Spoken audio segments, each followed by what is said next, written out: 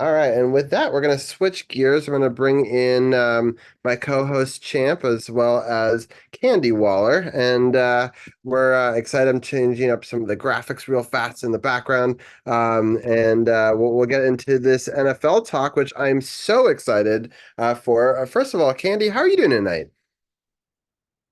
Oh, I think you're muted. There, Hey, there I there you am. go. There I'm you doing, go. I'm doing all right, back to back all day, but it is what it is. All is well. Yeah. I watched your show actually earlier while I was preparing for my show. You've had a busy day. Great episode tonight. Obviously, I love the content. For people that don't know, I'm gonna put up your bio in the description here. I just want to give people a little background for people that might not know who you are. Candi goes by Seawall, sometimes also the founder and CEO of Seawall Sports Entertainment, president of the Seawall Foundation, and managing editor of the Fan Nation, which is a Wizards site. And she's also the producer of two Bowie TV sports shows that you can also find on YouTube and on Facebook. Coaching on the Couch, which is a update show about the Commanders, and then a weekly DMV Sports update as well. And so she covers all the same teams that we do on this channel. And it's interesting, Candi. I think you started about 9 years ago. Is that right? I Doing started officially on site credential me in 2017. 17. So Okay. I started my business in 2017 and kind of just went plugging away and going from there. Yep. Nice. This is Nice. 7 years. Yep. Wow. And so when you started, was it a podcast or were you credentialed before you get started? Or how'd you get started doing this sort of stuff? So I would give the whole like backstory so that everyone Yeah. knows like or I've told the story a few times, but so that people kind of just know backstory. I've always watched sports, love sports, all the things. I took a trip to Super Bowl 51. I did the complete fan experience while I was on the set of Good Morning Football. I said, you know what, this is what I want to do for the rest of my life. So I did a business plan, got it all nice, wrapped up in a bow. Um, Became organizations, got my articles of organization from the state of Maryland that next month in March. Went back to school, got another degree in the industry. So I went ahead and did that. And then I just kind of plowed away from there. I was going to mostly write and just, kind of take that angle. But I always knew I wanted to do an actual show. It was always going to be on television. Didn't know how I was going to get on television at the time.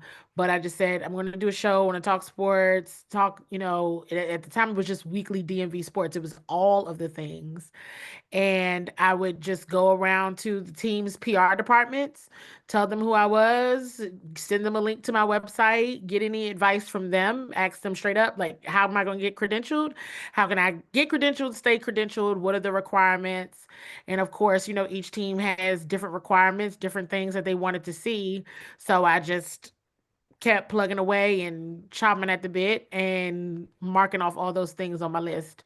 Um, Once some of the rules started to change in terms of like podcasting because they were really clear, they couldn't tell what was a fan podcast and what was a media outlet, like an established media outlet.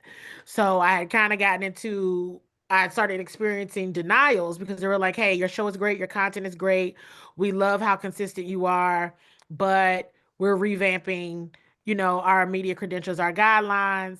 And that was all through Seawall Sports and Entertainment, not shortly thereafter. And I would be going to studios and doing the show and everything. Um, but then shortly thereafter, Bowie Television reached out. They wanted my shows to be on their channel. And then kind of the rest is history. Once you're on a television channel, now it's an actual traditional form of media and outlet. And I just went back to said teams, mostly the Commanders, and was able to be credentialed. But of course, with that comes a trade-off, right? Because it's 75% of your time has to be spent here and all of that in order to be practiced, not just game day credentialed. Game day credentialed, you just have to be a consistent, regular outlet, but to actually have access on site during the week is kind of a different bag of tricks. Yeah. Um, so yeah, that's the whole rundown so that folks know. Yeah, no, I really appreciate that breakdown. And I will say that I get so much of my day-to-day information from you. And so I really appreciate that sort of peek behind the window. So I love the fact that you're a practice, you member of the media, can ask questions on a daily basis and be able to really give us, I get such an interesting view of like the injury reports over the week and all that sort of stuff. And I find that to be tremendously helpful because it's interesting how fast these things develop and change. And I find you to be some of the best reporting that I can find on a daily basis that doesn't have any bias or some sort of charged background and stuff like that. So I very much appreciate all the coverage that you've done over the last bunch of years. And so with that, the Commanders have had this incredible start to this season, 7-2. I got to give huge shout out to two of the members of my team for actually believing in us that we were going to go 7-2. We pick them all before the season starts just to see where we're going to be at, and two out of the eight people had us at 7-2, which is wild. Thinking about that. Now I had us at 7 wins for the whole season. I was not a believer in that same way, and because that was going to still be a pretty big step up from 4 wins last year, but just really I love how they're building week to week. They're building the coaching is playing off the strengths of the players. What have you seen that was the biggest change maybe from last year to this year to how we've had such this dominant start? I think a lot of it is what I've seen is just the leadership. What Adam Peters, it kind of went to the topic of we were talking about earlier tonight, where it was like, okay, I will always admit I was completely wrong about Dan Quinn, right? But you want a coach that players have indicated they want to play for. And players had already indicated they wanted to play for Dan Quinn. And he had such rave reviews for everybody he's worked with at a coaching level, as well as players. So while it was like seeing him walking through the airport, like, why is he just walking randomly through the airport? Like, he can't possibly be the choice. Come to find out, he absolutely was a choice. And seeing that Adam Peters and Dan Quinn are able to establish a vision for what they want the team to be, then get the staff in place, and then get the players that would showcase that on the field. I think it has just been like a true example of like organizational change management, organizational change culture, and establishing what you want that vision to be. Like, who do you want to be when you grow up? And putting all of those pieces together to make sure that happens. A lot of the coaching staff, was like flying under the radar, some of the names. Of course, everyone, well, this coach got fired from here. Well, many coaches get fired. I mean, this is tough business. People get fired all the time, unfortunately, in the sports industry, but that doesn't mean that they don't learn from their past mistakes, firings, failures, and get better. And I think we're seeing a coaching staff that's very clear on the vision and the mission it takes to get there. And they got the players that match that. The mix of veteran players that they brought in with the Commanders players that they kept is like the perfect storm. It's like the perfect reality for what they want to be. So there's still some changes, still some things that need to happen, right? But 7-2, I'm like, very similar, right? I was like 7 wins, and you got a really good season. This is really, really good. But here we are, week 9 going into week 10, and they're at 7. And it's like, wow, whoa, they're super ahead of schedule. And this is very, very cool to witness. We got a bit of a tough stretch coming up here. Pittsburgh is also a very good team coming up. The Eagles, which a lot of people think are our biggest threat, obviously for the division, and the Cowboys, who have played bad. Dak is hurt. There's a lot of problems happening there, but it's always a divisional game. They're going to get up for it.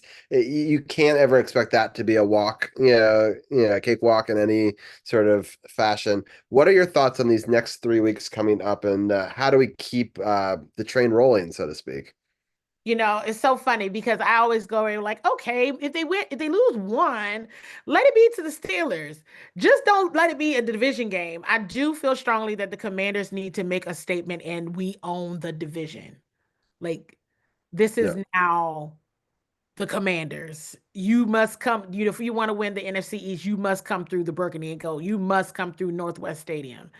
That would be a long, long time since I feel like the team should have even had that stamp to say you should be very afraid, right? I mean, from the point of already seeing a difference at the stadium, right? It doesn't look like a home game for away teams, right? It looks like a home game. And some of my colleagues brought up a very, very good point. The game against the Bears, when the Bears went up, in past years, you would have seen Commanders fans start to leave and with 30 seconds left, and nobody left. It was like when the offense got on the field, people decided to stay. Like they wanted to still see what happened. So that means hope is very much still existent after all these years, and people still want to watch and see what happens. So I'm like, yo, this really has changed, and we'll really see what's going to happen with the Pittsburgh Steelers fans. I'm pretty sure they travel, and there's a Yeah, lot in this area. So the terrible towels will be in the building. So it's going to be interesting to see what the stadium really looks like on Sunday. Because I got a feeling a lot of Steelers fans probably bought tickets really early on, and we'll see how this looks on Sunday. yeah, I'm so interested about this because first of all, I was a season ticket holder a long time ago, and back then when I saw a Pittsburgh game versus the then Redskins, yeah, it was bad. It was like 70% Pittsburgh fans. Like I felt like I was, and I Sure. felt bad because I'm on the visitors' side. I was on the 20-yard line, and I'm just, other than a couple people I know that are also season ticket fans, it was just inundated, right? And then a couple years later on the Monday night football game, yeah, they had even more people, right? So and also, we were talking about this in hockey talk a few minutes ago. The Penguins are playing on Friday, and now the Penguins aren't as good as they have been. But there are definitely Pittsburgh fans that love both teams that would It's gonna totally be make in a the weekend city. trip to see both a Friday game and a Sunday game. And so I definitely think you're right that we'll see it. But what I'm hoping is some of those last minute people that often sell the games maybe held on to it because we're undefeated at home, and maybe they want to not use this as a ticket to get their money back for the season tickets, but actually go and try to do that. At least I hope we win. It's my first game. I haven't gone to one since Alex Smith got injured. So like for Oh, me, it's a yeah. it's I That- they have to. I'm just praying that it's a good game, right? And the weather holds off because it might rain, but it's. I'm so excited to go again to the game. It's been so long. I So think that if nothing else, I do think you will feel like you're amongst other fans. Like you won't feel like, oh my gosh, I'm around all these Steelers fans. I don't think it's gonna be like that. Because I know you're right. It's like it was like 70-30, like all the time. But I think it's gonna be closer to 50-50. I think fans are gonna be like, we're in here. And because the team is sending the message, like they're just feeding that energy from the fans, I believe them. I really believe them. I don't think they're just gassing fans so people can come to games. I think they really are like they are feeling the energy and feeling the love, and they're really excited about it as well because they know what they're teaching and preaching in the building, and they have all these sayings and mottos all over the walls and all in different rooms and everything. And you see it on Sunday. So we're not watching bad football. We're not watching bad football at all. This is good stuff. And it's good. It's good. So I hope that it keeps rolling for Steelers.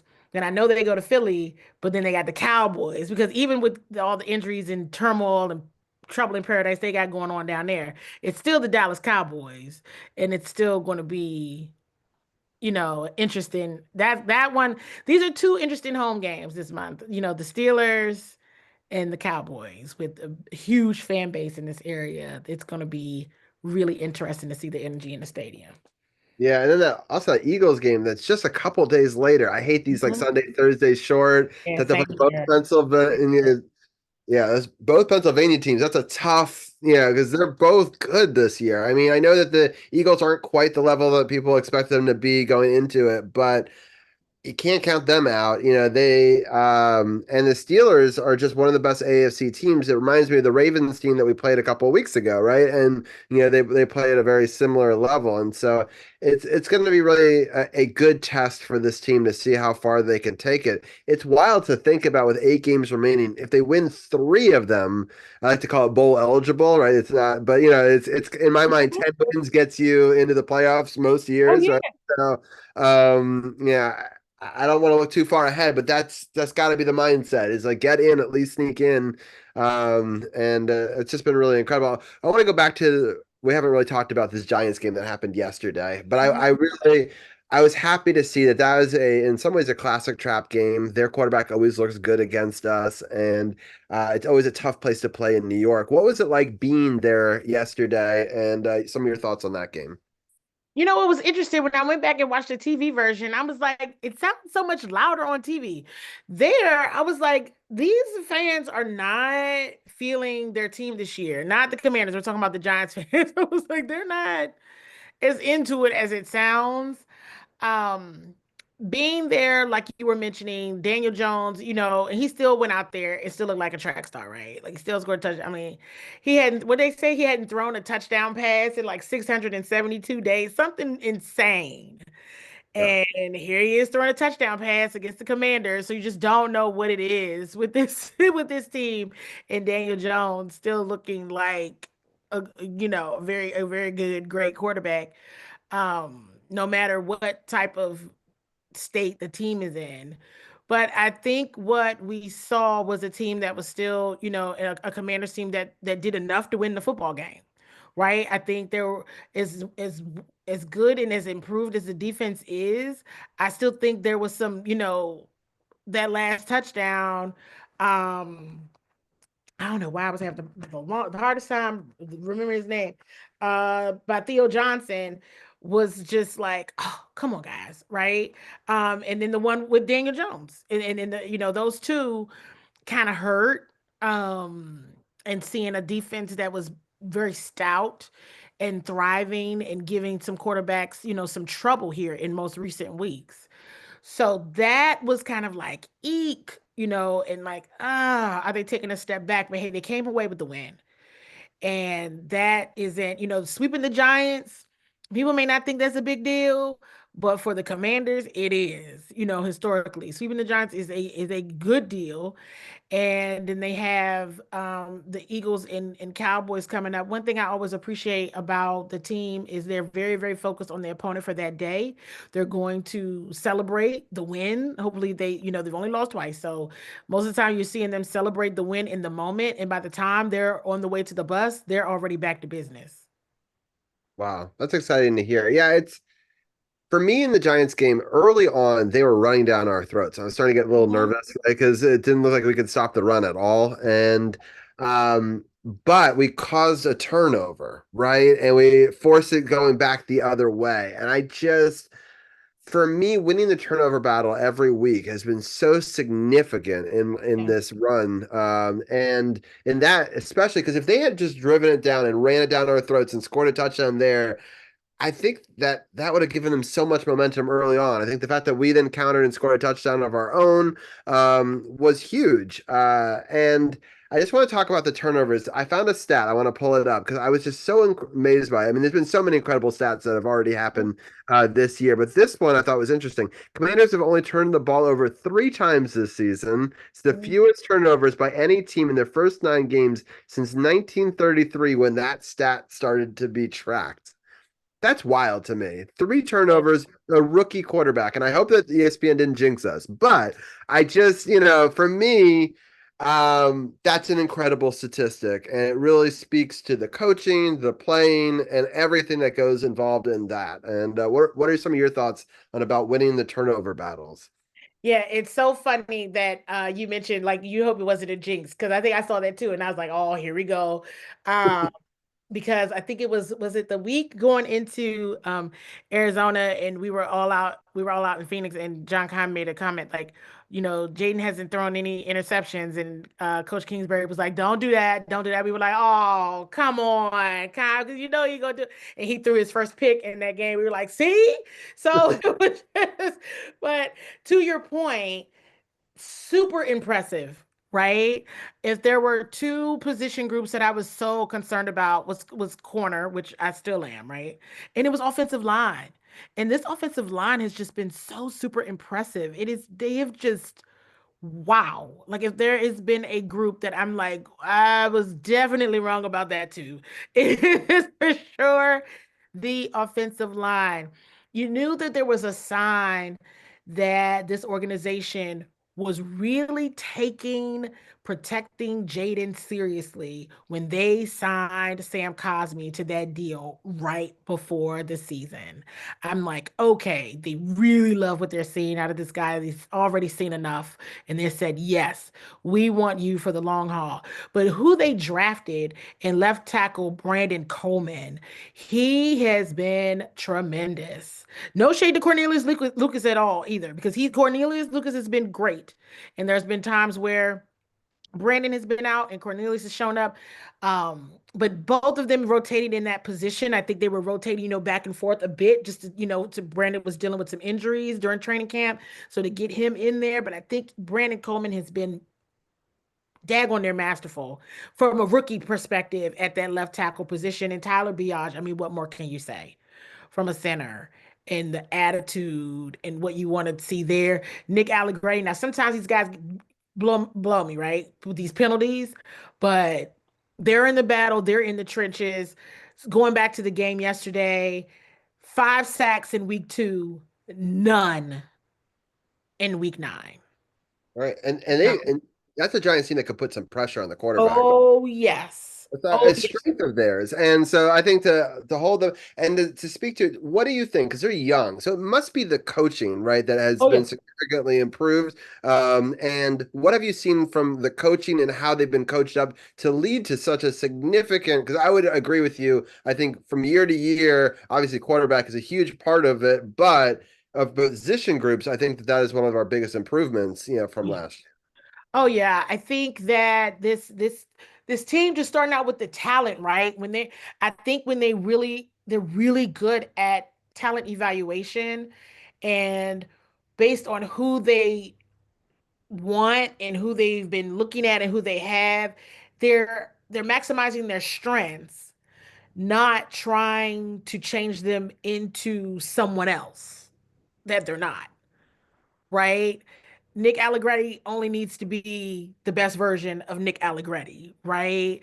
Sam Cosmi only needs to be the best version of Sam Cosmi. They don't need to be like anyone else.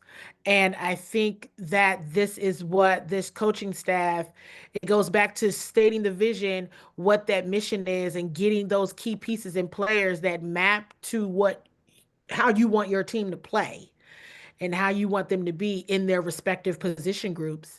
That's what it comes down to, and those coaches really sticking to that. One of the things that I've been continuously always talking about is the improvement from week to week, right? Like going back to the sacks thing, it was 5 on Jaden in week 2, 0 in week 9 with this same defense. A defense who they've missed some pieces. They got a couple people's pieces injured, but they're still very good, very very good defense. And then you take a look at the issues they had in red zone penalties again last week. They didn't have that. So you're seeing direct improvements each and every week in them getting better. This coaching staff gets it. And I know sometimes when they get it, then that means, uh-oh, they're all going to leave to go somewhere else. But I hope they take a page out of maybe like the Detroit Lions coaching staff book where they're like, hey, we're on to something. Let's try to stick together. Let's try to stick this thing out because we're on to something here. Because they really are. I think the veteran presence in the locker room helps too with the veterans that they've brought in. I think that helps out a ton as well. Yeah, for sure.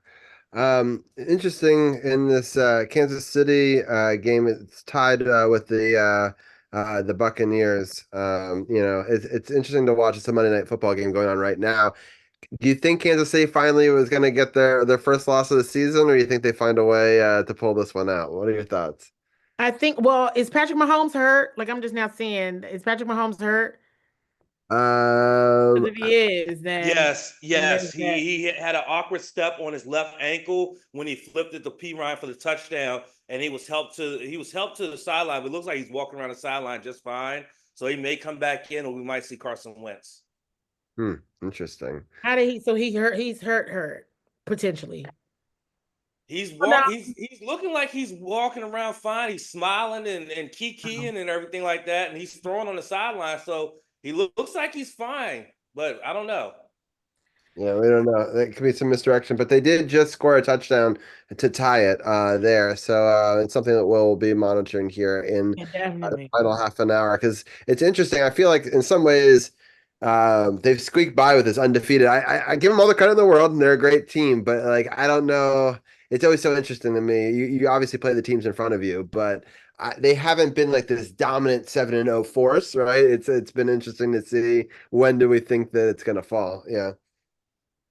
Well, I mean, it's kind of what I was sharing about the Commanders yesterday, right? I'm like, all I'm saying is they did enough. Did they were they completely like dominating and they just, it didn't look like it did with the Carolina Panthers. It wasn't like it did with the Arizona Cardinals. It was still like that, a couple things here and there, but they won. So it wasn't super sexy, wasn't super like, wow, whoa, but they just did enough to win. And that's what the Kansas City Chiefs are doing. They're just doing enough to win, really being under the radar, and they're still freaking undefeated. And oh, by the way, they're the Super Bowl champs. So it's like, oh my gosh, like, is anybody paying attention to these people? And they're not, and Patrick Mahomes is not even having a good year. He's not having that great of a season individually, statistically, right? But that's the teams that make people dangerous. Like, you're not even the star quarterback, Super Bowl MVP, all the things that he's been, is not even having a good season statistically, and the teams are still undefeated. Like, if they lose tonight, is anybody going to care? The only body's going to care is they go on a losing streak. But it's kind of like going to be like about time, but they're still proving their expertise and their talent in every area because you're exactly right. They're not playing super impressive football. They're just winning. They're just beating the team that's in front of them. Literally, that's it. They're just Right. doing enough to beat the other team. That's it. Well, they just stopped him on an interesting running play, a quarterback run. He kind of had nothing else that he could do with that, and he fell short on third down there, and they had to punt the ball back. So it'll be interesting to see if he comes back and is the quarterback here on the next drive. But yeah, it's been an exciting first 9 weeks. I super thankful for all of your time that you've been able to give us, and and I definitely want to give a shout out, obviously, Bowie TV, but also the YouTube channel. And I've got a bunch of links that will be in the description, but also you can find them all on the bcmctv.org. On that, there's all the links there. And yeah, on the YouTube channel and also on the Facebook and Seawall Entertainment. And Kenny covers all the different teams from the Caps to the Wizards, the Mystics, and all that as well. And at some point, we'll have to have you, once football season is over, talk hockey with us. And the Caps, it's like 1A, 1B, but the Caps have always, had a big part of my heart. And and so I always love talking about them and the Wizards too. They played an interesting game against Golden State tonight. I thought they played well. Not Mhm. enough to win. But I think Golden State is another one of those teams that are under the radar that no one was talking about before the season. And yeah, I think they dang won almost every one of their games. I think they're undefeated on the road. Yeah. And so they've been pretty impressive. I do think it's funny that this week, I'll say this one last thing. The Wizards had a game in Mexico where they were considered the home team, but clearly the entire crowd was rooting for the Heat, which I'm like, that seems so weird to me. I Yeah. don't know if you got to see that game, but it I was, did. And I was just like, all these people, I was like, oh, maybe, I guess they just like the Miami Heat. Okay. yeah. But like, I don't know how you schedule that as a home game for the Wizards because there aren't like a ton of Wizards Right. fans there, right? Yeah, So exactly. but I thought that was interesting. But I was happy that they I thought played much better last week, and you're starting to see signs of improvement. And last week we were actually talking about how the one versus number two happened in football and in basketball in back-to-back nights. And Mhm. it was nice to see them get some wins over a pretty good Atlanta Hawks team, and so it shows signs of improvement in the Wizards world. And so I'm looking forward to seeing their growth as well. Yeah, yeah, yeah, yeah. No, I definitely we could chat about that as well. Another case where you got new leadership that has come in, and they're clearly making changes, right? On the Mystics front as well as the Wizards front. So this is going to be interesting to see how this team develops. They're certainly with the Wizards. They're certainly not scared. They're certainly competitors. They definitely got some young bulls that's ready to roll and are unafraid of the moment.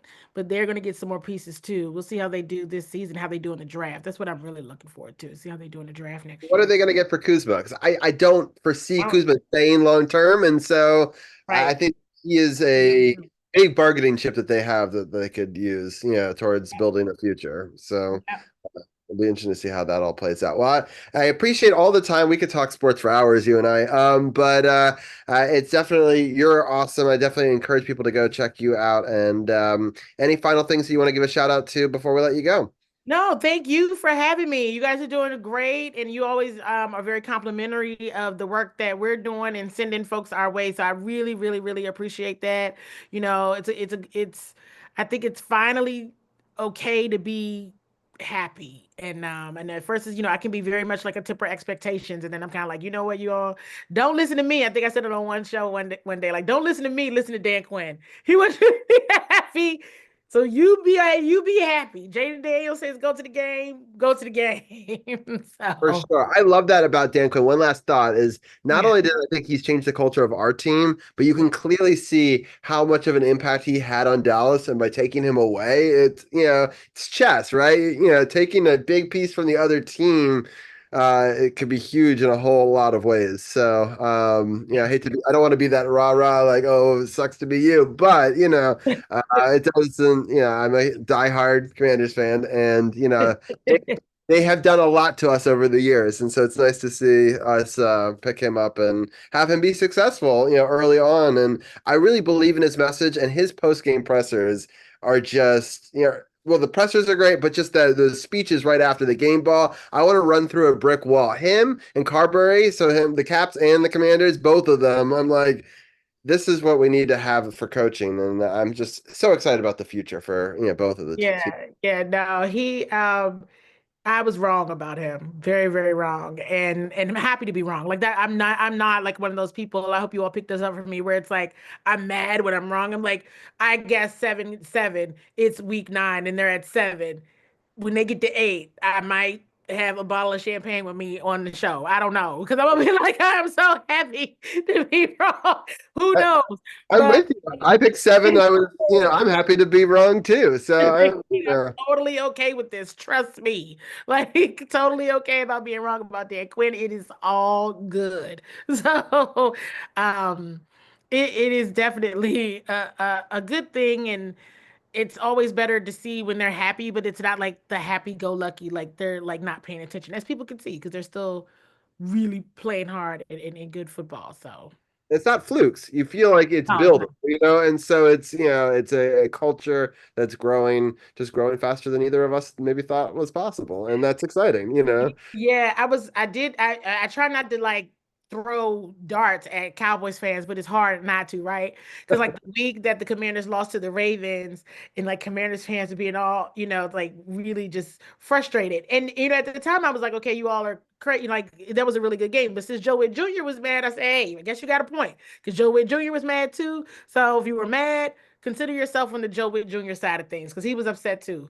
But I kept saying, I was like, Commanders fans, you could be the Dallas Cowboys fans right now, because that was the week that the Lions like smoked the Cowboys.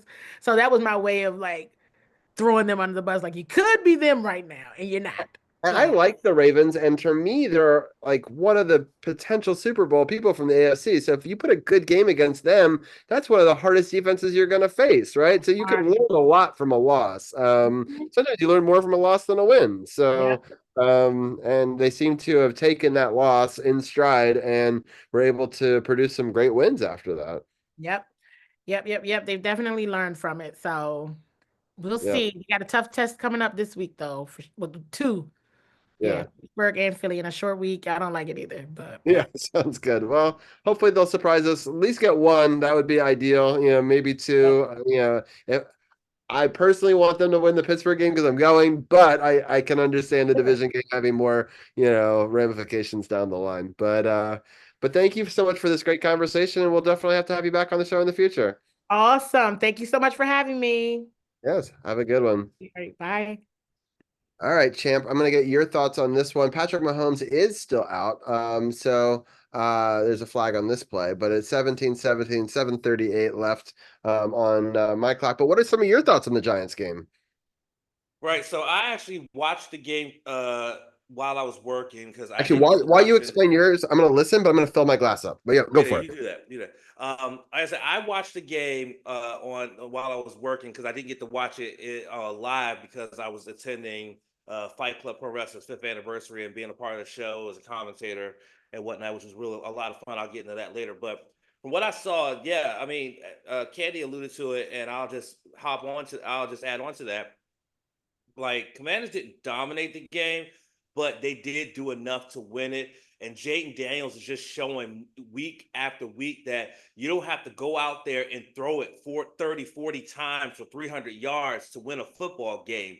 As long as you can be efficient and make the right throws and things like that, you can get it done. You got Jaden throwing 2 touchdowns to Terry McLaurin, one from a yard out and another one from, I believe, 13 yards out. Um, and I mean, it was very very efficient. The run game was pretty decent, given the fact that B Rob was a last minute scratch due to a hamstring injury. They thought that he was trending in the right direction until he did pregame warmups, and then he suddenly went from he was going to play to no, he's out. And so the run game had to rely on Eckler and also McNichols, as well as Chris Rodriguez Jr., who did a pretty good job as well. So all facets were right were up to the point where they did enough to be able to win the football game and get out of New York with not only a sweep but also maintain their lead in the division. But something that was not talked about when you guys were having the conversation, Robbie, is that the Commanders are now one of 2 teams in the NFL out of 32 who will have a perfect 100% conversion rate on 4th down. They now have converted 11 out of 11 4th down plays this season. The only other team that is 100% on 4th down are the Buffalo Bills. They've converted 9 of 9 so far this season, but we converted an astonishing 11 out of 11. I don't know what the league average is, but I know it's nowhere near 100%. And yet there are 2 teams right now where if you go for it on 4th down, there's a high probability that they're going to convert on 4th down, given depending on the down and distance. But that's another big thing about this team is that Dan Quinn and Cliff Kingsbury has so much confidence in Jayden Daniels and that offense that when it gets down to a 4th and say 2, instead of going for the field goal and taking the points, they take the risk of going for it on 4th and 2 and they end up converting on it and keeping the drive alive, which keeps their defense on the sidelines to get that breather, to get that rest, so they can go out there and do what they got to do in terms of going out there and being disruptive on that side of the ball. So I think that that's another thing that's been instilled in this team is the confidence in the units to be able to go out there and do their jobs, know their assignments and execute. And I think that's something we haven't seen out of this team in a very, very long time is the coaching staff having the confidence in the team to be able to perform and to execute and to be able to put together a game plan that they know they can execute and also make the adjustments necessary in order to put themselves in position to win. So it wasn't a pretty win, but it was a win nonetheless. And now they go into a very tough stretch, facing 2 very tough teams from the Keystone State of Pennsylvania. Yeah, interesting that it's coming up, and it's obviously we don't get too political here, but on Tuesday, it's going to be an interesting state for that. So, it's interesting to have it be in play in all aspects of DC life right now. And I'm interested to see how we do. And you know that every 4 years when it's Oh, select when they vote for a president, anytime Washington wins, the incumbent wins. So I think there's going to be a lot of people in this country that are going to be Sutton Commanders fans come Sunday. yeah. Interesting. So here's a fun stat that I had never thought of before, Mahomes has never scored a touchdown in the fourth quarter when the game is tied. And he just scored it with his newest acquisition, Nook Hopkins. Wow, there it is. Um, so that's wild. Can you believe that? Like in playoffs, regular season, never happened before. So I find that very Talk surprising. talk about a reverse curse. They bring that up and then it happens instead of they bring it up and it doesn't happen. Right. Nice slant route by Hopkins though.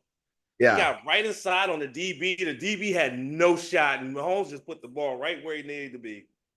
Yeah. So wow.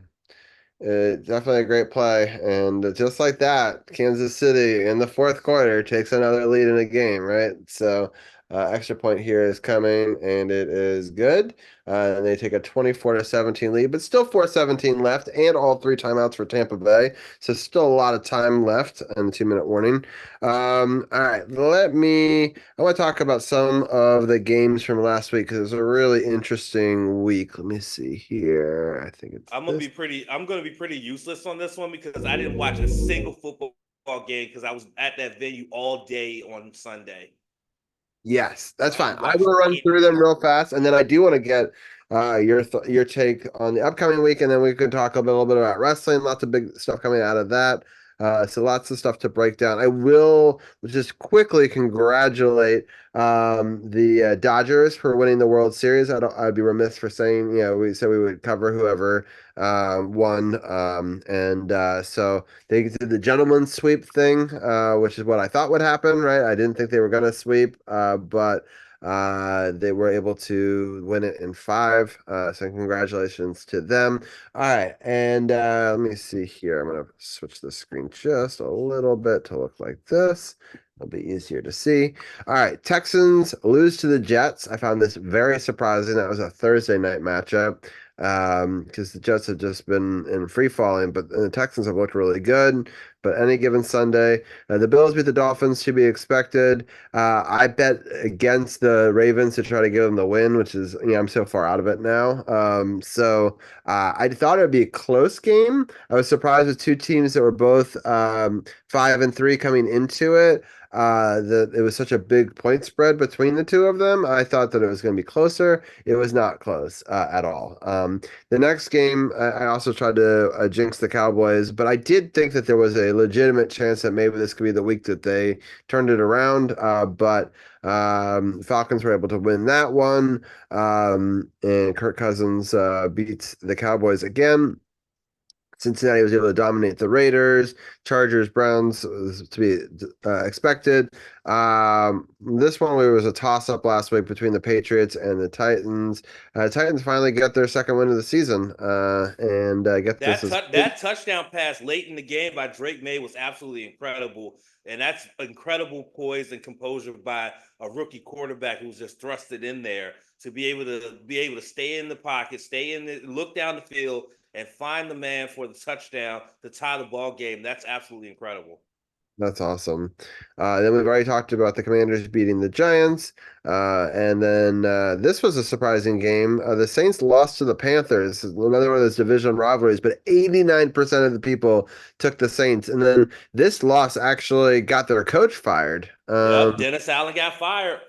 Yeah, which, I mean, kind of to be expected. I mean, the Saints started the season 2-0, and they've lost Two and seven straight, right? Yep, it started out. It looked like the Saints were going to be world beaters in the NFC South, and so quickly, how people forget that they were 2-0 because they've lost seven in a row, and now they're sitting at 2-7 and nowhere near the top of the NFC South.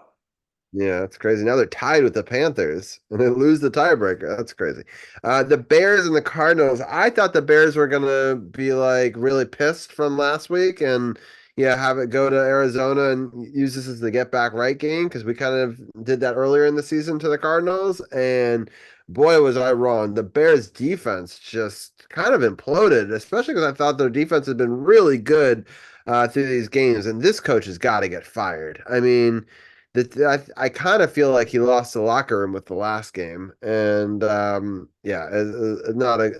The Bears started as another team. It started so well. They're 4-2, but somehow 4-4, which I know is only 500, and they're still could potentially make the playoffs or whatever. But man, they might be one of the worst 4-4 teams I've seen.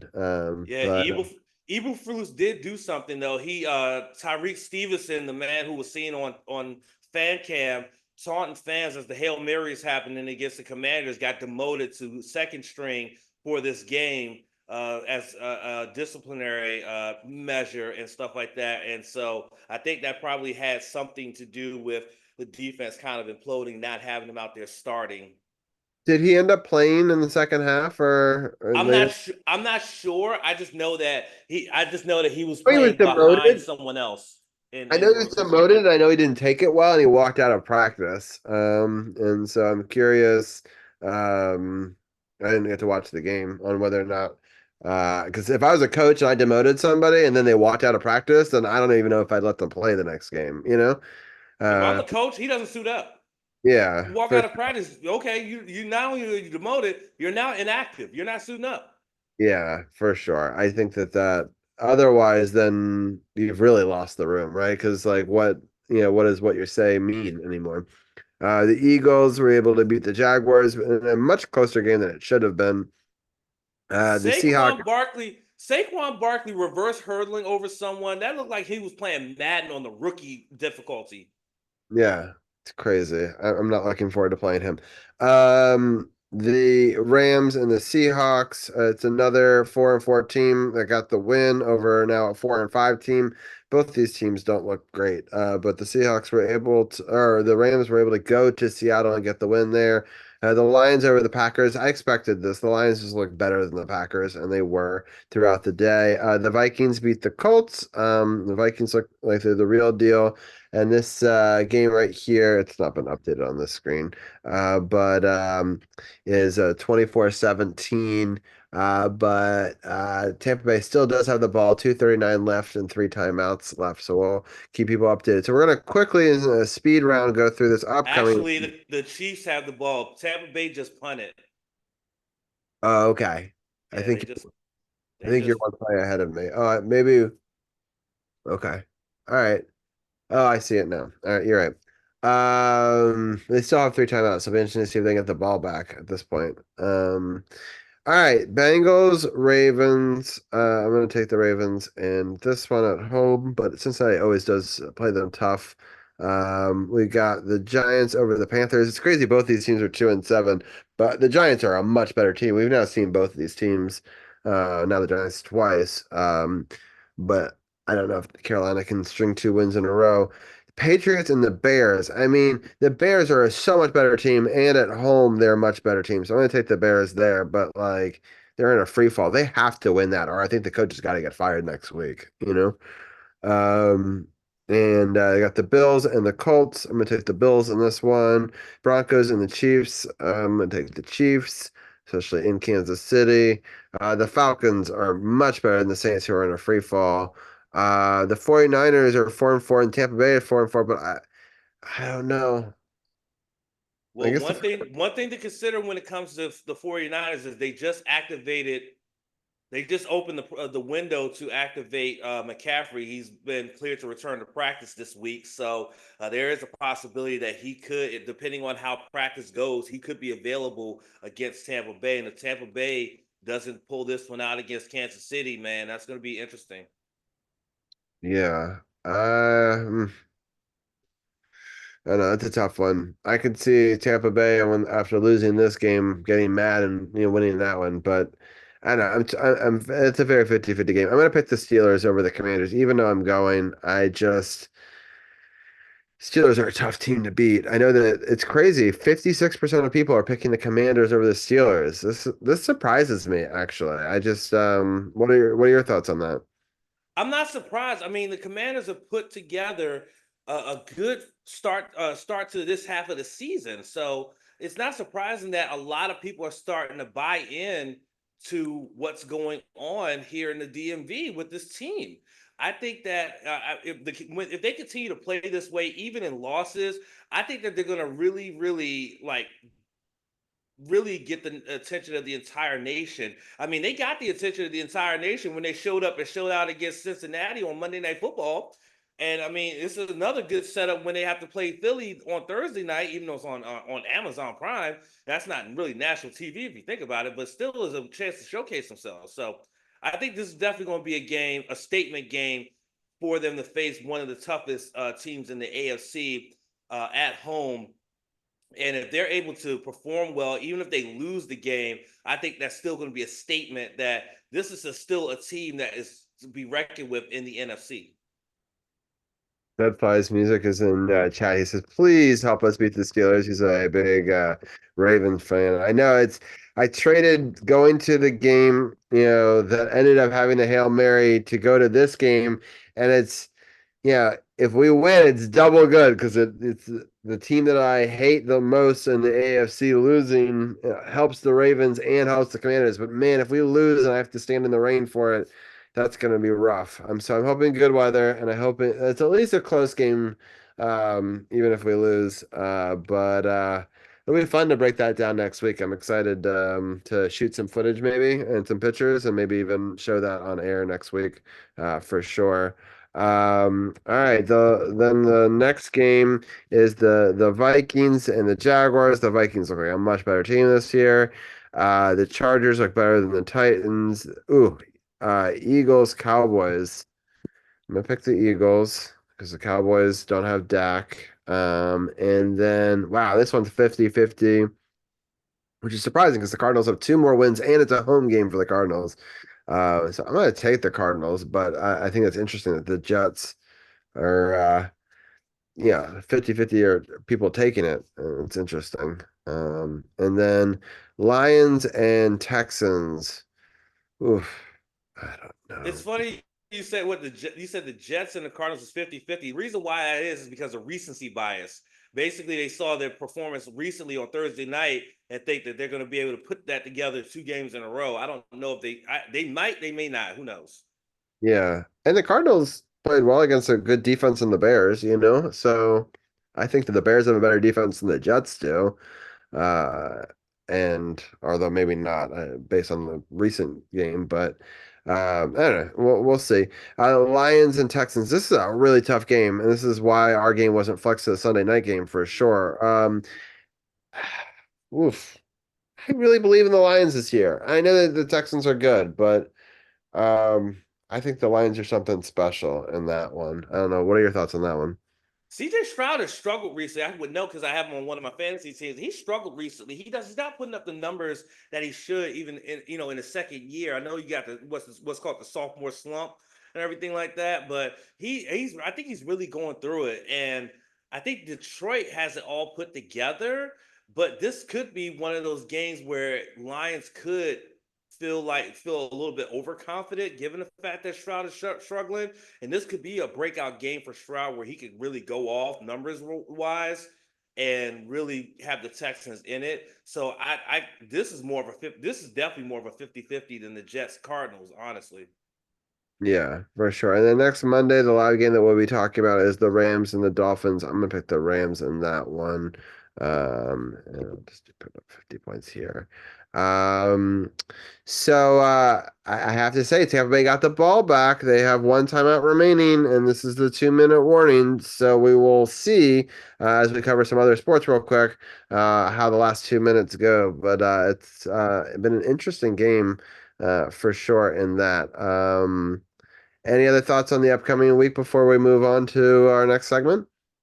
Just gonna be just anything can happen. Football's played on the field, not on paper.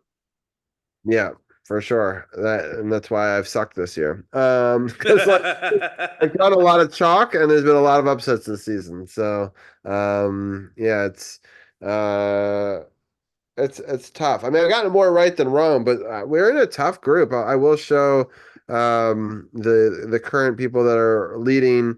Shout out to my father-in-law, Tommy, 930 points, and Sith, who might actually be on the podcast next week. And so stay tuned for that. And then my best man Pete is right there, tied with him at a Cowboys fan, but 920 points there. And Yeah, unfortunately, we're down here. But yeah, anything can happen. It'll be interesting to see yeah, how this week goes. And with that, we're gonna switch gears a little bit, and I'm gonna switch our graphics up here.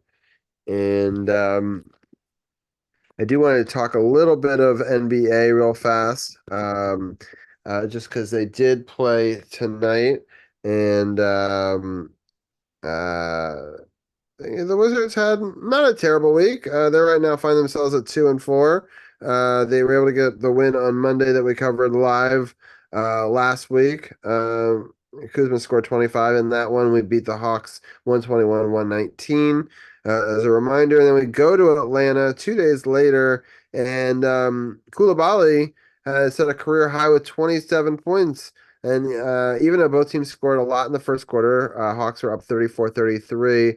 And then the Hawks outscored them 31-24 in the second. A really strong second half by the Wizards, outscoring them 36-27 in the third, and then 40-28 in the all important fourth quarter.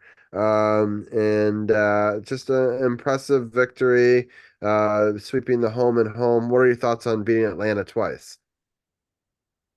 I mean, good on them, man. I mean, Atlanta gave us fits last season, but then again, so did every other freaking team in the NBA. So I mean, that's not really saying much. But to be able to get the home and home and win both those games, that's a big boost. When you're you're in a rebuild for the most part and trying to really get things going. So this is really good. Yeah, for sure. And I mentioned this earlier to Seawall. Then it's a quote unquote home game in Mexico against the Heat, which like all the fans were cheering every time the Heat scored and never for us. And it's just this weird dynamic.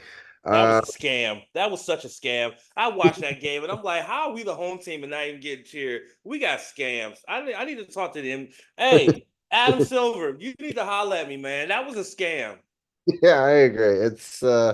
It seems strange. Like at least go to like a neutral place, but I feel like there's so many, people down in Miami, that are, Hispanic, and I feel like that it's just naturally they have a huge fan base in that grouping. So I don't know. The whole thing seems strange to me. But yeah, Koulibaly did score 22, Poole had 21, and yeah, it's just it wasn't enough. The Heat played a good game. Bam scored 32 and had 14 rebounds. And yeah, just too much for the Wizards. And then tonight, Golden State Warriors, they've been playing pretty well. It's weird that no one really gave them a whole lot of credit coming into the season, and they're starting the season. I think they only have one loss so far. Yeah, they had no preseason losses. They've only lost one game to the Clippers, and they've won all their road games. And yeah, so they're playing really well, and um, just a good team ball, right? No one is, Curry put up 24 points, which is nothing to scoff at, but they put up 125 in total, right? And he didn't break 25 of that, so that says something right there that they were able to. Um, dish the ball around. And I thought we played a decent game for the most part, but just from the get-go, they outscored us 29-20, even in the second quarter, outscored us by 3 in the third, and outscored us by 1 in the fourth. So just a tough matchup for sure. Any final thoughts on this past week? Yeah, I mean, one thing I'm noticing, and I was talking to a couple of my boys yesterday at the wrestling show about this. I really feel like Koulibaly, if not this season, next season is going to break out as a superstar. But it seems like he's already trying to break out as one this season, which is pretty good. Given that this is his sophomore season, he's doing so well. His point average is starting to get up there, and he's really making some big plays. I really like that. Jordan Poole is playing pretty well. Kuzma is just being Kuzma. I mean, nothing else to say about that. But it is. I mean, this team is really, really, they're in a rebuild here, so we're not expecting them to be playoff contenders for at least another season or two. But the way that they go out and have the effort and the fight, you would think that they're a playoff contender this season, honestly. Yeah, for sure. Okay, upcoming games. We got a bit of a break, which is nice, especially because after that really weird schedule. Um, 'Cause we just had to we had home games, we had to fly to Mexico and back, right? And so we got a game Friday at Memphis, 8 o'clock, and then Sunday at Orlando, 6 o'clock, and then next week on the 11th, we've got a live game starts at 8 at Houston. So we'll be covering that game, maybe the end of it live during this segment next week. So that'll be exciting. A bit of a rough stretch going on the road here for those next three. Obviously, if we could win two of them, that would be exciting. Any thoughts on that? I mean, again, this is a team that again is rebuilding, so my expectations are very tempered, but it would be nice to see them win at least one, maybe two of these three road games. If they mess around and win all three, I'll be pleasantly surprised. I'll be honest with you, if they go and win all three of these road games. But I'm expecting at least one, maybe two. Yeah, that's what I'm hoping too. All right, with that, got 44 seconds left on my clock. I know the champ's a little ahead of me. But Tampa Bay does have the ball. They find themselves just outside Can't of wait the till you see red what just zone. happened here. And oh my goodness, they get all the way down to the 1 yard line, and the clock is ticking. But this is great. They got one time. Oh, they used their one timeout. Yep. I, Interesting. It's goal to goal. They got four shots at it. Right. I guess that's true. Um, Man, if they somehow That score was a touchdown here, that was a nice crossing route by Palmer in that zone. That's how you beat the zone. Crossing route, boom, and then you got open space there to get as close to the goal line as you can, and that's what he did. yeah, I'm surprised he didn't get in. He almost flew into it.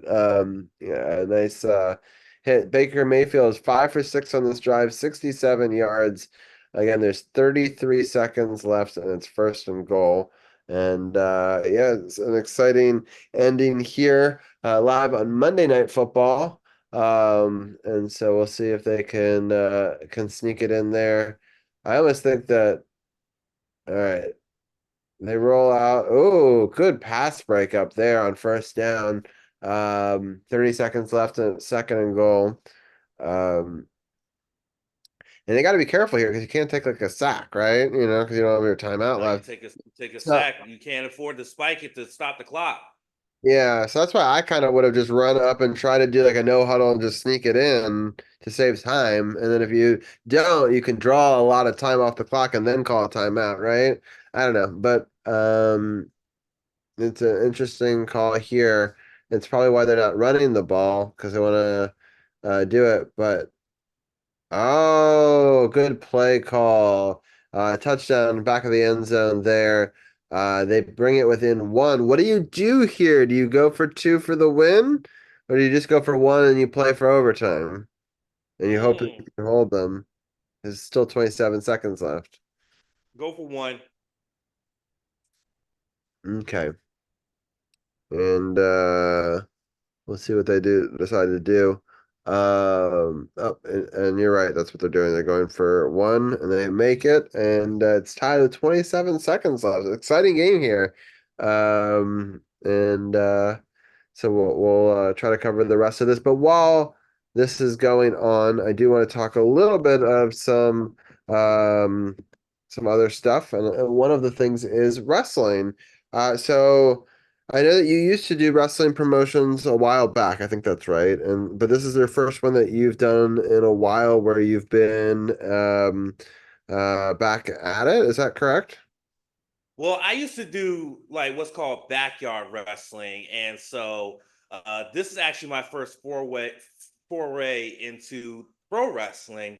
I was a part of Fight Club Pro Wrestling, though I didn't make my official debut in front of the fans. I was on commentary, calling the show, which was a really fun show. It was a really fun. I was at the venue at like 12:30 in the afternoon, and I didn't get out of there until like 10 at night. And the show had ended at like a little after 8. And so Really fun show. I've made my debut may come on social media because I did do a promo with someone who's going to be my person I'm going to be managing moving forward and stuff like that. So that could be coming out soon. If not, it'll be probably part of the show post production and whatnot. But it was a lot of fun. It had 2 title matches. One of them was for their top championship, which is the Pan African World Diaspora Wrestling Championship. Should be successfully defended against Mr. Grimm, who's one of the most well-known indie wrestlers in the Mid-Atlantic region from the DMV, from Southeast DC, my part of DC. And it was a hell of a matchup. The main event was a very unique 5-on-5 matchup for a championship. It was for the Chocolate City Championship, which is their version of the Intercontinental Championship. And the champion, Christopher Andino, and his group known as the Block, were taking on Team Fight. But one of the members of Team Fight, Chris Kazama, who was one of the organizers of the promotion, who was the one that invited me in. They did an angle where he got attacked in the parking lot and couldn't be a part of the match. So the match ended up being 5-on-4. But in the end, O'Shea Edwards, who's another legend in indie wrestling in the Mid-Atlantic region, who's been on Ring of Honor. Mr. Grimm's been on AEW a couple of times when they were down in Jacksonville during the tail end of the pandemic. So he's been seen on AEW, though it was on Dark, though he did make an appearance, I think, on Rampage. But O'Shea Edwards has been on Ring of Honor. He's been on a few promotions and whatnot. He ended up pinning Christopher Andino to become the new Chocolate City champion. And in what was a hell of a main event that spiraled out of control. It was a no contest, but then Kazama, who's part of the board of directors in character, decided to make the match a no DQ match. And all these weapons start coming out: kendo sticks, doors, trash can lid, all chairs, all kind of plunder in this matchup. But O'Shea Edwards became the Chocolate City champion. There were some other great matches. They even had a women's match on there, and the women absolutely went out there and killed it. A couple tag team matches that were really awesome. Really, it was such a fun experience, and I cannot wait for the next show in February. I believe it's going to be in February, and I can't wait to be a part of it and whatnot. It was just a fun experience, and I never in a million years thought that I would be back doing this after being gone from doing it on the lower level like for the last 3 years. And so to be back doing it again is absolutely awesome. Yeah. So you said you were commentating on it. Were you like announcing it for the people in the audience, or what was that? No. I was at the table with another gentleman, and we were actually doing live commentary. We were calling the matches that would be and our audio would be added into the event in post production when they post it up online and stuff like that. So that's what we were doing. We actually, and the Did you crazy know you thing were is, gonna do that going into it, or no? yes. I was. That's one of the things I was told, that I was going to do some kind of angle with my character, but also be in my character at the desk doing commentary and whatnot. Though it was clarified when I got there on Sunday that was what I was doing, and so it How was a many lot of matches fun. did you actually did you commentate all of them, or just some of them? All of them. They had all of Oh, them. They had two pre-show matches, and then they had, I believe it was 9 matches on the main card. So I ended up calling 11 matches in total. wow. And how many other people were calling it with you? You It said was it was one other person. and had he done that promotion before, or was that Yeah, also? he's been there a long time, play-by-play commentator. I was the color commentator. That's awesome. Had you ever done color commentating before? Well, I used to actually do color commentary for virtual wrestling for a number of years. And so I'm very familiar with how to do color commentary. So it came natural to me to do it. And then to be in my character, it came even more natural to me. And it was just me and him like played off each other so well. And the best thing about it is, unlike when you watch like wrestling now, where they have these like headsets where they have the mic here, we actually had wireless lapel mics that we put on. I was in my full 3-piece suit and whatnot, and I had it on my suit jacket at first, but then as the matches went on, I took my jacket off and I had the lapel mic on my vest and Mm-hmm. was calling the matches. And I'm pretty sure you can hear me like loud and clear because those microphones pick up a lot and whatnot. So it was a really great setup, a really great experience, and I had a lot of fun. You said that it might be released later. Would it be released on their Facebook page, you think, or is it? I think it'll be released on this platform known as Independent Wrestling TV. It's a subscription service where you get all kind of independent wrestling shows on there, from the well known to the little known. I actually pay for that subscription, but I've yet to watch anything on there. But this will probably be a show that I will definitely, the moment that I find out it's uploaded, that I'll be watching, and just to hear how I come off in terms of the commentary, and to rewatch like some of these really fun matches and whatnot. So um, you can download it on any mobile device and things. And I forget how much the subscription. I think it's like $6. I think, I'm not sure. Um, but again, you get like indie promotions that you would never hear of, but they have their shows on there and stuff like that. And before we get too further into the wrestling, for those who are listening and watching, if you're watching the Monday Night Football game, they've gone to overtime. Yeah. So, um, yeah, it's gonna be interesting to see how it goes.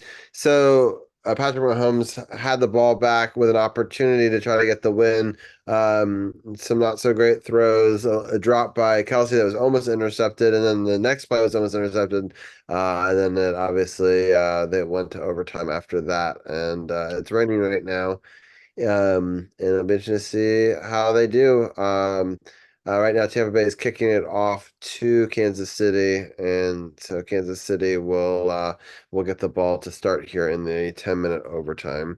But yeah, you should definitely on the No Spots Facebook page put information and links to how to get that file when it Def- is released. Yeah. definitely. Like when I know it's released, it will go out on all of our social media platforms. Awesome. All right, well, we're gonna switch gears a little bit. There was a Crown big Jewel. Yeah, big event, Crown Jewel.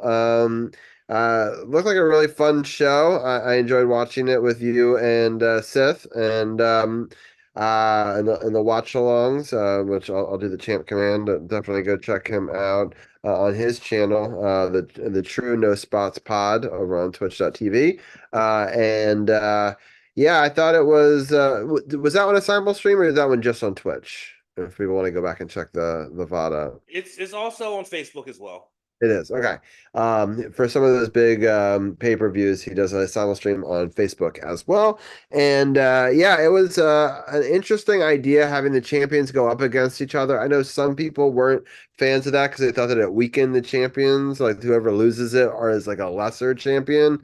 After watching that, do you feel that way, or did you enjoy the content for what it was?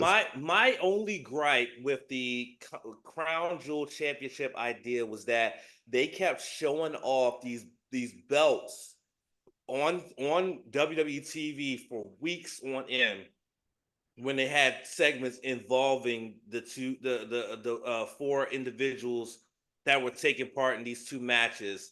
And yet we come to find out the day before Crown Jewel, at the Crown Jewel kickoff that streamed on Peacock, that the winner of those two matches weren't even getting the championships.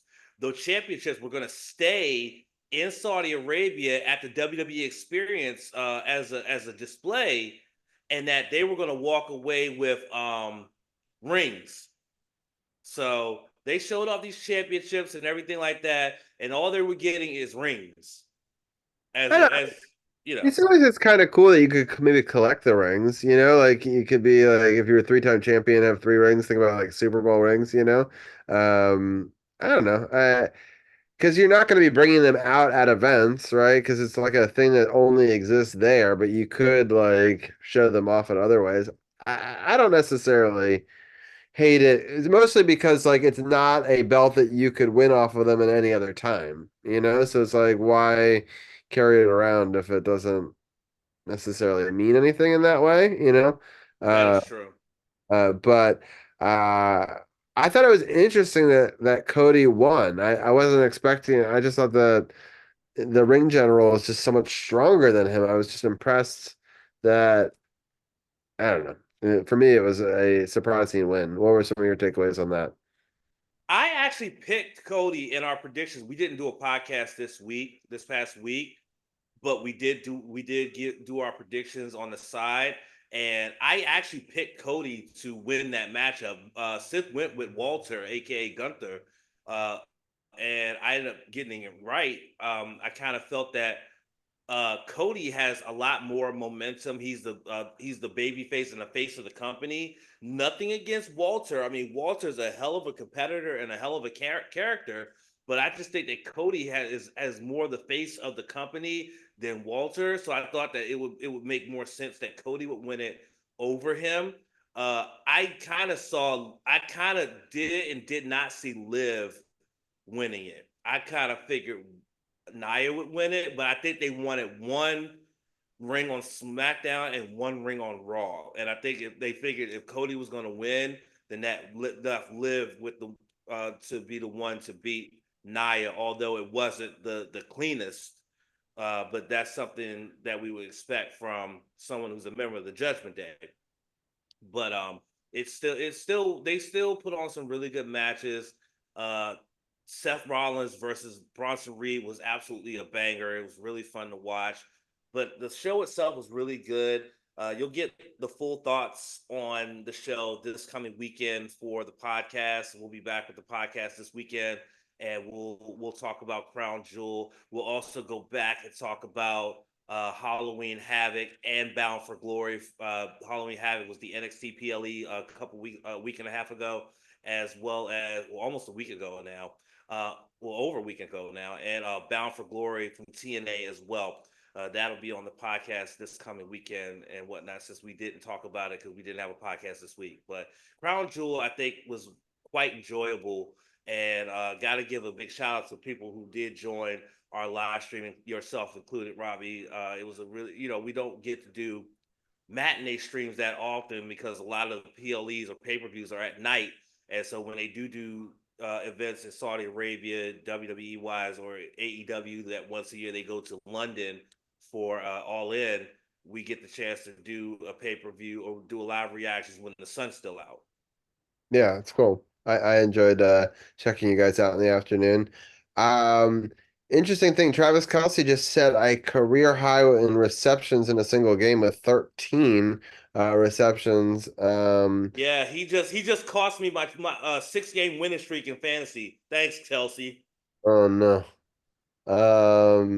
I was Under up. I was up 14 points. I kind of had a. I was kind of hoping that Kelsey wasn't going to go up, but I kind of had a feeling he was, and he did. So I'm like, I can't even be mad that I got beat by Travis Kelsey.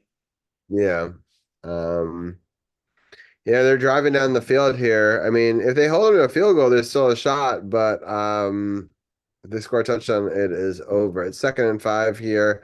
They're in the red zone. And I'm interested to see if they can get it in here. Trying to think if there's anything else that we need to talk about before we get out of here. Bobby Lashley is all elite. Oh, yeah. Bobby Lashley is all elite. Made his AEW debut at the tail end of last week's Fright Night Dynamite, taking out Swerve Strickland after Swerve defeated Shelton Benjamin in the main event of last week's Dynamite. The Hurt Syndicate, now as they are now known, is now at full strength in AEW. Hmm.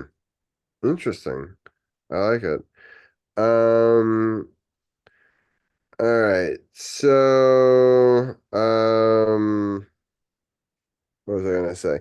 I wanted to point out that in soccer, we still got a couple of games upcoming here. The Los Angeles versus the Whitecaps are playing on one side of that soccer one. They did.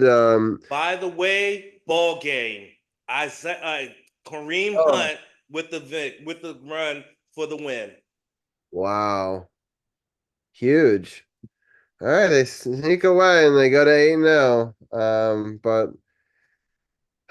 anyway, so in the knockout stage, LAFC is playing Vancouver, and they're tied. They've each won one game, and so the third game, that is at LAFC, is going to be the tiebreaker one. That one's going to be Friday, November 8th at 11 p.m. our time. So that'll be an interesting matchup. There's also on Saturday, there's a triple header. We've got FC Cincinnati versus New York City FC. Same situation where they split it, and they'll have their rubber match game at 4 o'clock. And then Orlando City SC and Charlotte FC have their rubber match game.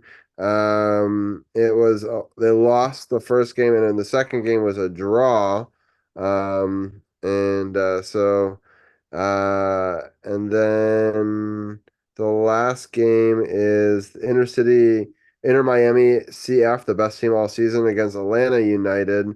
And so that one, Miami, or sorry, yeah, Miami won the first one, and then they lost to Atlanta, and then the third game will be in Miami. So that's how the MLS is shaking up in the knockout round. And I'm super bummed Texas A&M lost to South Carolina. Their hopes of being undefeated in the SEC are dashed. So that's a bummer in the college football games. But lots of fun stuff to talk about next week. We got that Steelers game, which we will recap. Hopefully, we'll bring Sith back. I'm sure we'll have a lot of important hockey things to talk about as well. And Champ, any final thoughts or anything you want to talk about before we get out of here? Not really. I mean, just that Maryland basketball is back. They had a game tonight, which they absolutely crushed their opponent. I didn't even see who the opponent was. They just absolutely crushed them. But Maryland basketball is back. Maryland football is still going on.